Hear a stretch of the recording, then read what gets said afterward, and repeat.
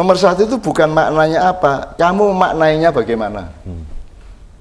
Bukan apa tapi bagaimana. Ini nomor satu pembelajaran itu adalah menemukan fadilah dari Allah yang kamu seneng dan kamu yang punya bakat untuk itu, kamu bisa gitu loh. Kreativitas nomor satu kan bukan bikin apa-apa, tapi mengetahui lebih banyak. Mengetahui lebih banyak.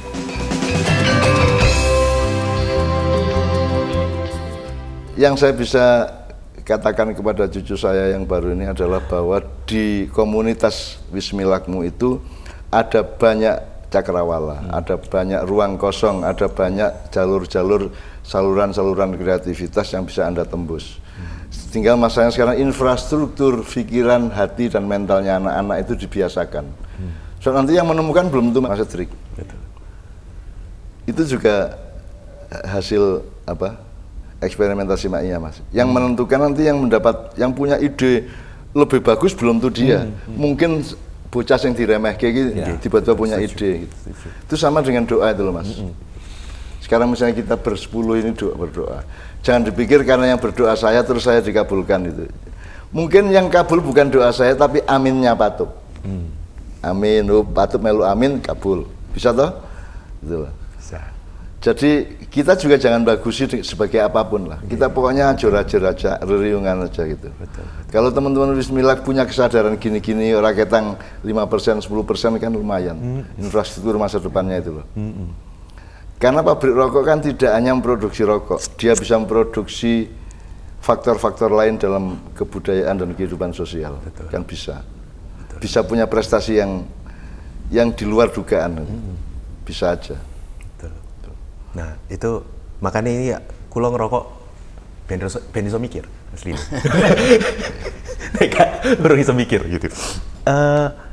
Jadi saya pinjem ini sebenarnya 2 orang yang di Wismilak sebagai karyawan ya, sebagai karyawan itu satu senior saya, satu guru saya, namanya Pak Nur Khalil. Sekarang beliau itu Regional Sales Manager di R2, Region 2 Jawa Barat DKI. Pak Nur Khalil ini anak mbah banget, guys. Siji maneh mbokku. Mbokku ini jenenge Mbok Tesya, Anastasia. Wong Jogja, ayah tirinya itu mirip Mbah Nun. Secara tampilan fisik, gitu ya, secara tampilan gitu. Ini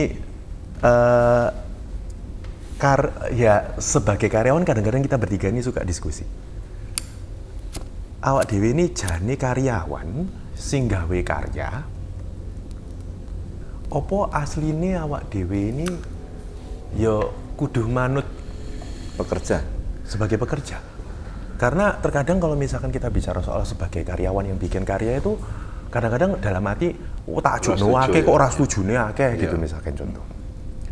Nah, jembatannya satu lagi kan kalau bicara soal percaya aja ini itu kan ngonekke antara mimpi ambek kenyataan. Di satu sisi lagi selaku pengusaha sing duwe lah anggapannya pengusaha itu kan fokusnya piye caranya kita berusaha supaya mendapatkan sesuatu. Tapi di satu sisi mereka juga pengen jadi karyawan karena karyanya dia itu juga pengen dilebokke dalam proses misalkan contoh. Nah, pengusaha karyawan ini sendiri itu bagi kita karyawan wes ora usah gawe karya wae aku tak manut wae misalnya contoh. Atau sebagai pengusaha wes aku ora usah berusaha melalui tangan orang lain, tak karyakan diri. Nah, ini sebenarnya agak dilematis terkait pengataan itu sendiri sebenarnya, Mbak. Ya kan itu soal kadar atau ukuran ya. Jadi enggak kita mundur dulu ke soal karyawan. Karena ini kan urusan epistemologi, urusan penisbahan bahasa atau kata. Jadi kita memang mengalami silang sengkarut dan salah kaprah yang luar biasa. Seperti karyawan itu seharusnya orang yang berkarya, orang yang punya potensi dan tradisi berkarya. Tapi ternyata kan karyawan kan bukan. Karyawan kan orang yang bertugas untuk merawat sesuatu, memelihara sesuatu. Dia tidak harus kreatif, gitu kan. Ya itu monggo. Tapi kalau kita kembali lagi ke bahasa Jawa kan kalau orang bekerja disebut makaryo. Makaryo. Ya. Padahal makaryo itu sebenarnya kan dari tidak punya kerjaan menuju punya kerjaan tok, tidak perlu kreativitas. Oke. Ya. Jadi juga tidak salah-salah amat, tapi juga tidak benar-benar juga gitu ya. Jadi kita tinggalkan, kita ikhlaskan, kita bijaksanai soal kekeliruan epistemologi ini. Sekarang urusan muatannya aja. Muatannya adalah bahwa kadang-kadang sebagai karyawan yang menyadari kekaryaannya benar, itu banyak tidak setuju dengan apa yang berlaku di perusahaannya. Nah, itu dilemanya menurut Mas Edric adalah kui nek ora tak terapke ning kene aku gawe dhewe apa piye. Kan gitu kan. Dan itu kan terjadi di mana-mana. Terjadi di mana-mana. Nah, sekarang kita agak mundur lagi ya, karena kita ini selalu harus universal dan harus menyeluruh ya. Sebenarnya yang tidak kita setujui dari seluruh kehidupan ini kan mungkin hampir 90% atau lebih ya, dibanding yang kita setuju, Mas. Iya, benar. Saiki di dalannya sampean gak setuju kok, setuju iki mlebu toko lho. Kok iki dilekene sik kok gak dilekono gitu ya. Jenenge kene gak setuju. Ono soto kok Sekarjaya. Iku lah bengkel cocoknya ya. Gini ya. Dan seterusnya ya. Jadi kita tuh banyak tidak setuju, baik yang sifatnya estetik permukaan maupun yang prinsip-prinsip. Nah, pokoknya kita banyak tidak setuju. Nah, jadi kita ini dihimpit di apa tadi itu? Keplenet Atau kita ini menjadi sandwich antara fakta-fakta kehidupan dari negara dan masyarakat, dan yang di bawah itu adalah idealisme kita sendiri. Kita keplenet di situ. Nah, maka satu-satu jalan kalau menurut ilmu kehidupan atau agama ya, yaitu kebijaksanaan.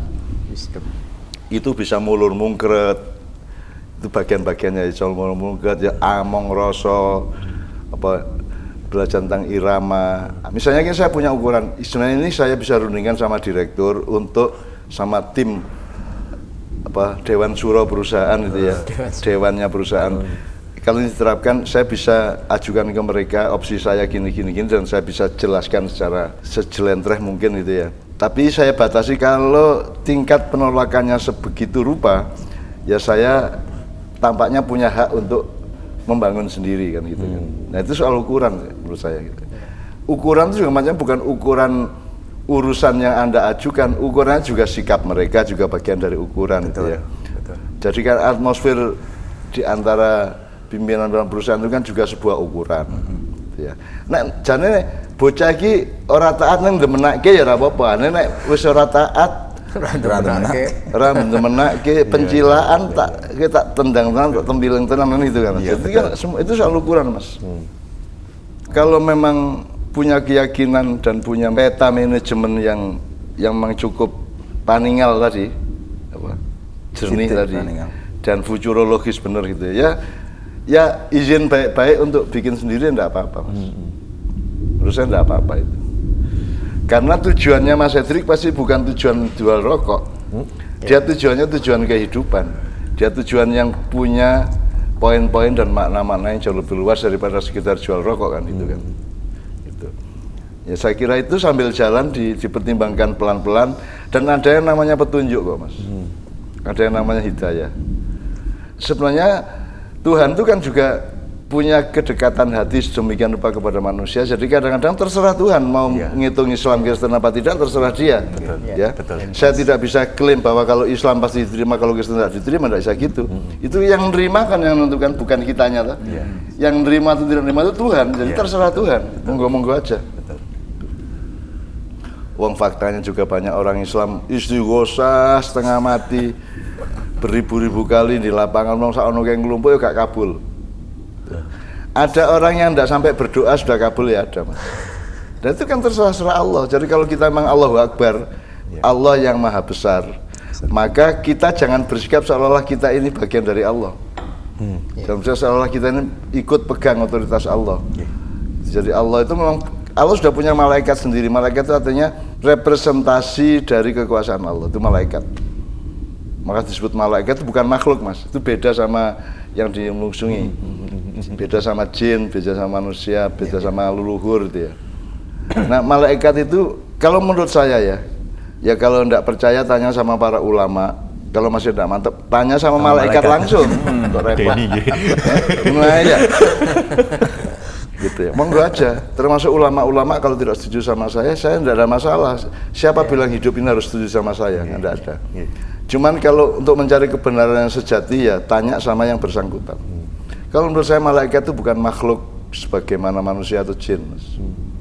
Karena malaikat itu tidak punya kitab suci, tidak dikasih apa-apa juga gitu loh. Malaikat itu pokoknya birokrasi atau tangan tool of, bahasa Inggrisnya tool of God's authority. Jadi dia tangan panjang eksekutifnya Allah, ya. Dari tingkat Perdana Menteri mungkin sampai tingkat RT, Kadus, RT gitu ya. Gitu. Nah itu malaikat. Jadi, sebagai makhluk beliau itu apa? Terserah Allah lah. Lapo kene golek-goleki. Gitu loh. Terserah Allah itu semua itu mudah bagiku ta. Semua itu mudah bagiku wis ta. Tiba-tiba Allah kun fayakun dadi malaikat sing dikongkon dadi ta. Tidak ada masalah ta. Jadi Tuhan tidak harus terikat oleh bahwa ada kategori-kategori makhluk terus yang ini malaikat suri enggak. Mendadak ya bisa kok repot. Mendadak Tuhan punya birokrasi dan punya pejabat-pejabatnya ya enggak apa-apa.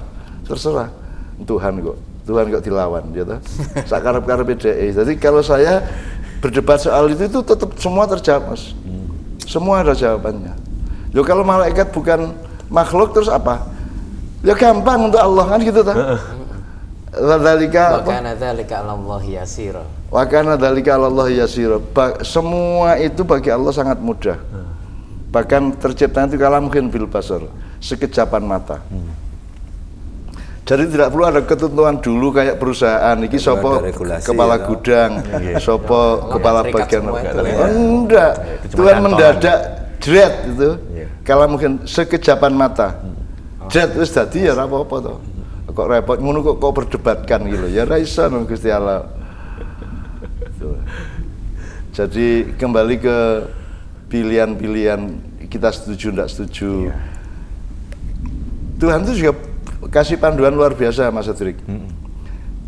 Enggak setuju itu kan ada banyak, enggak setuju, enggak sependapat, enggak sepakat, tidak mendukung, sebel, mangkel, benci, jijik, iso wae to, tingkatnya bermacam-macam. Tuhan itu mengakui kebencian itu ada pada manusia. Jadi pas sampai tingkat benci pun, dari benci kalau iso jembek, iso waras-warasan gila, jembekin, jijikin gitu ya. Itu kan kandungannya benci kan situ. Bagi Tuhan kebencian itu ada pada manusia. Cuman manusia dikasih manajemen, janganlah kebencianmu kepada seseorang atau kepada suatu kaum atau suatu komunitas, suatu kelompok membuatmu berbuat tidak adil. Jadi kalau jawab pertanyaan Mas, ya iki enak gawe dhewe apa terus iki tapi gak bisa mlaku. Sak karep sampean asal sampean ojo gak adil karo sapa-sapa. Termasuk kepada perusahaan. Nah, sampean adil tidak ada masalah. Betul. Kalau saya sekarang berbuat baik kepada jamaah, rek anggitmu aku gak benci karo dapurmu ta gitu kan. Aku benci rek. Aku benci karo ndelok raimu iku benci aku kan. Saya ngomong gitu Mas di Maian itu. Aku benci karo raimu. Wah, gitu kan ketawa mereka. Cuman saya pakai manajemen Tuhan. Tuhan mengatakan janganlah kebencianmu membuatmu berbuat tidak adil. Aku orang mulai adil lah. Aku selalu adil nang awakmu. Kon rene gak tak cek. Kon ngecek aku pinter tak gak, kon gak tak cek loh. Iya. Double ya ngono. Kon goblok yang mlebu, kon pinter mlebu gak ada masalah. Kon elek mlebu, apik mlebu. Cuman begitu masuk ke dalam maknya, ojo pisan-pisan duwe niat elek. Itu aja pesanku. Itu bukan aturan, itu pesan Mbah. Begitu kon mlebu maknya, jangan punya sedikit pun seserpih pun niat buruk di bidang apapun. Nek kon kepengin selamat gitu. Itu pesan Mbah, bukan aturan pengajian, pesan Mbah. Dan memang gak ono Mas arek niat jahat iki Mas di forum saya Mas. Top arek iki. Sing jenenge njupuk motor iki yo urut Mas. Yo tertib ya. Mereka tertib meskipun ribuan itu mereka tertib. Dan nanti di jalan ini ya tak amati metu misalnya kasihan nang ring road ini ya tertib arek-arek. Sudah di luar maknya tetap tertib mereka. Jadi itu membangun manusia beneran itu. Kan mereka sudah ada mesin pertimbangan dalam diri mereka yang puncaknya adalah kebijaksanaan. Nganggo hati. Iya. Ya kalau kebijaksanaan harus pakai hati. Makanya tadi jawabannya Mas Edric mau di dalam apa mau di luar bikin sendiri, itu kan urusannya harus adil dan bijaksana. Betul. Nggak apa-apa kedua-duanya. Sebab saya juga nggak tahu yang baik yang mana. Mas Edric juga nggak tahu. Yang kita bisa tahu adalah bahwa kita adil dan kita bijaksana. Setelah itu nanti biar Allah yang menentukan. Terus harap piye? Berarti ngawal ini buat teman-teman, buat adik-adik. Tapi nggak apa-apa saya ngomong. Curhatannya arek-arek. Iya. Saya ngomong, ora popo. Jadi terkadang satu kalimat yang bagus mungkin ya Tuhan pakai saya gitu kan. Ketika Tuhan pakai saya, berarti saya harus berusaha untuk menjalankan segala sesuatu apa yang Tuhan pingin, meskipun buang yang pingin. Dan terkadang apa yang harusnya taat akhirnya mereka berkreatif dengan hal tersebut. Ya. Wah ya. Ya memang sebenarnya urusan kecil maupun besar itu kan antara dua itu Mas. Taat atau ijtihad bahasa Arab ya. Taat itu bahasa Arab, ijtihad ya bahasa Arab. Jadi kamu patuh atau bikin sendiri. Nek kon bikin sendiri kan nggak perlu patuh, nek kon patuh ojo bikin sendiri. Kan gitu kan? Iya, karo-karone. Itu kan gitu memang. Itu semua hal semuanya. Betul. Dalam kehidupan luas ya gitu. Tapi menungso iki kan gak terpelajar Mas untuk membedakan itu Mas. Sing dhek kudune patuh dhek melehar, sing kudune oleh melehar dhek malah patuh. Gitu loh. Misalnya sama iklan-iklan di TV patuh. Ya toh? Betul. Semua patuh. Padahal dihapusi ya. Padahal dihapusi gitu loh. Ketika dia harus taat kepada sesuatu yang memang dia perlukan dan menyelamatkan dia, malah dia balelo kan. Yang manusia memang gitu Mas. Makanya perhitungan mereka tentang surga dan neraka terbalik-balik itu ya. Iya. Contohnya banyak sekali. Nah sekarang Mas Edric sudah, insya Allah sudah mengerti banyak hal itu. Dan jadi saya tidak memberi jawaban apa jenisnya instan atau kiat ya. Iya. Bukan kiat teknis. Atau juknis ya, juknis. Bukan juknis, juklak gitu. Yang saya berikan adalah konsiderasi, peta konsiderasi, cakrawala pertimbangan. Gitu. Dan insya Allah kan manusia juga butuh bimbingan Mas. Butuh keterbimbingan, butuh hidayah, butuh petunjuk, butuh dikandani gitu. Jadi menurut saya kalau saya disuruh nasihat itu pokoknya sak durunge turu iku sampean mata kaji eling nang Gusti Allah, terserah dengan cara apa. Yang individual aja. Nanti di dalam mimpi itu sampean dikasih atau bangun tidur sampean tahu.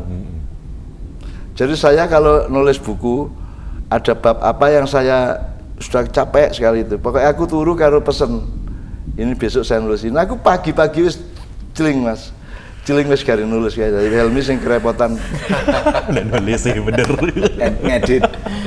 Kerepotan terima aku sekali kirim bisa 10 kok.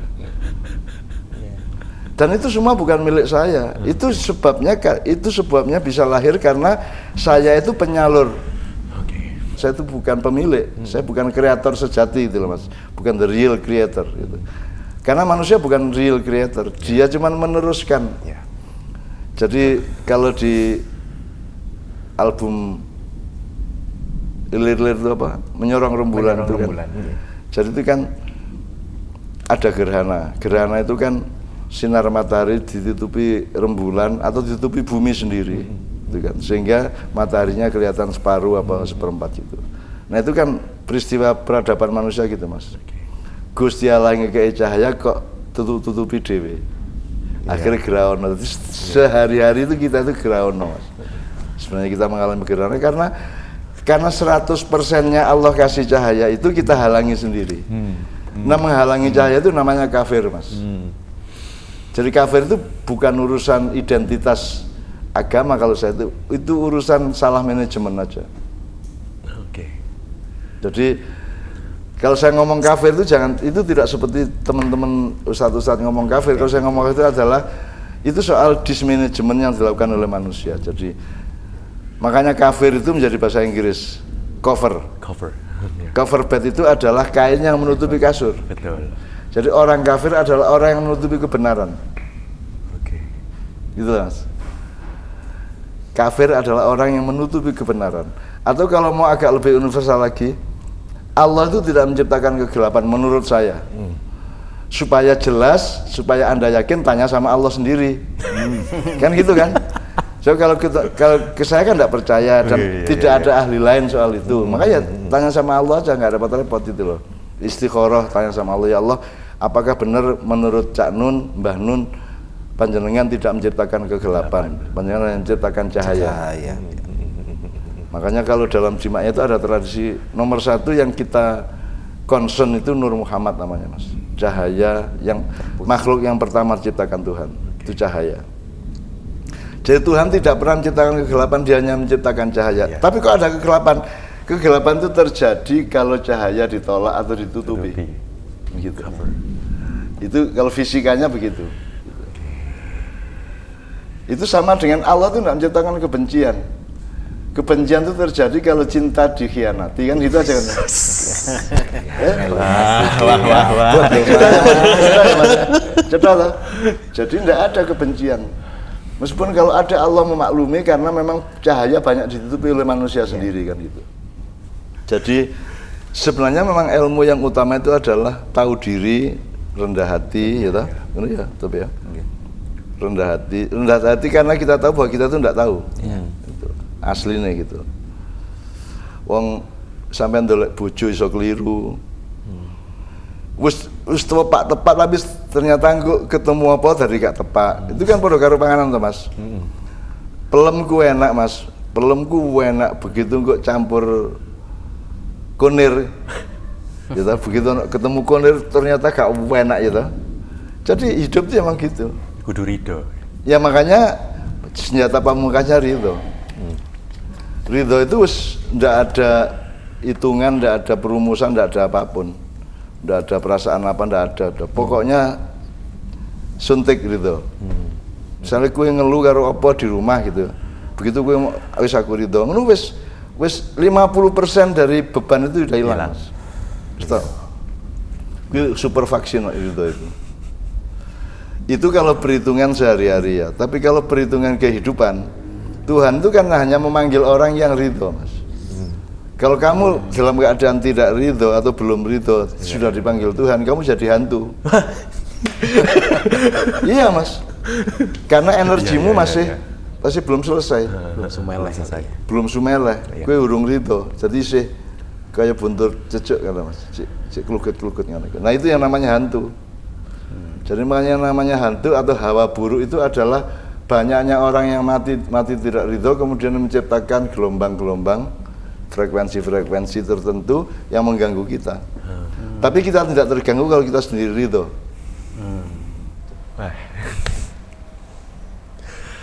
Gimana matur suwun nggih, Mbah? Matur suwune kula mbek kanca-kanca, mbek teman-teman yang mungkin punya perasaan yang sama, punya niatan apik sing sama yang terkadang banyak bentur sesuatu yang mungkin nggak tahu bahwa sabar itu penting, ridho itu penting, bahwa semuanya itu ya bagian dari ujian dari Tuhan misalkan contoh. Dan bentur itu nggak apa-apa karena penting kita tahu, kita ingat bahwa lah itu singnya sopo ya ridho. Nah semoga teman-teman semua juga ya benturan itu kayak listrik. Bisa menjadi ledakan yang mematikan, bisa menjadi cahaya yang mencerahkan, kan gitu kan, tergantung manajemennya kan.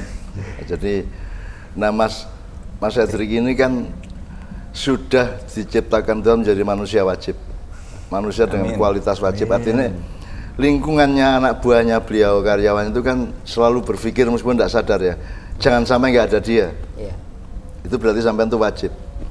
Nah, jangan disia-siakan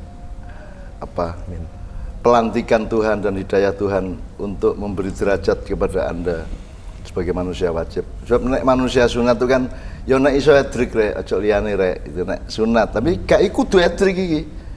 Kudu edrik. Ana meneh sing edrik ya monggo, gak masalah. Itu kan ana meneh aja sampai edrik rek sing dadi rek.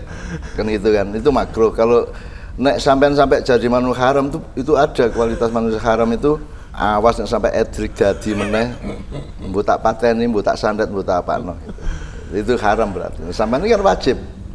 Sampeyan wajib dan saya sudah merasakan dan membuktikannya sendiri dengan teman-teman Wismillah ketika acara di sini gitu loh.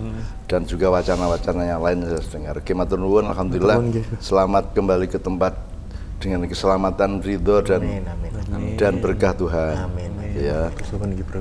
Turun ya misalnya Mas Cetrik. Salam buat teman-teman di sana ya Mas. Matur suwun nggih, Mbah.